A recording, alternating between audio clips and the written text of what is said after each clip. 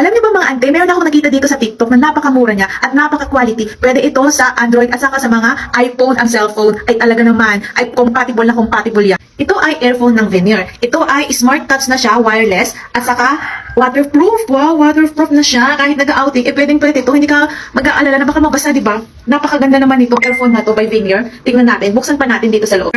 Napakaganda nito. Napakaganda pa ng sounds nito, guys. Pwede sa music at sa mga nagla-live. Pwedeng pwede ito. Wow! Ang ganda niya.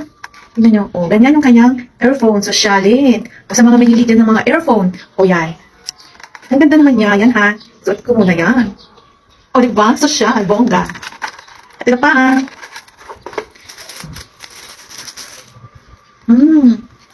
Ito ay Type-C guys. Type-C ito. 1 hour mo siya i-charge. At pwede mo siyang gamitin ng 5 hours. O diba? Saan ka pang tagal-tagal? Kahit unlimited ka na dyan, 5 hours mo siyang magagamit. O kung minsan ako, ang ginagamit ko, isa na lang muna. O tapos pagkatapos malawat ng isa, yung isa naman, edi magiging 10 hours na yun para tipid. Oh, ganun. Kaya nako, kasi waterproof na, maganda pa yung sounds, 1 hour mo lang siyang i-charge, at 5 hours mo na siyang magagamit, ay talaga namang sulit na ang yung pagbili dito. Kaya check out na dyan. Earphone by Veneer. Ayan, packaging pa lang niya guys. Packaging pa lang niya is panalong-panalo pa. Check out nyo na to. I-check out nyo na to guys. I-check out nyo na to kasi napakaganda naman. Sulit na sulit ang inyong pagka-check out nito.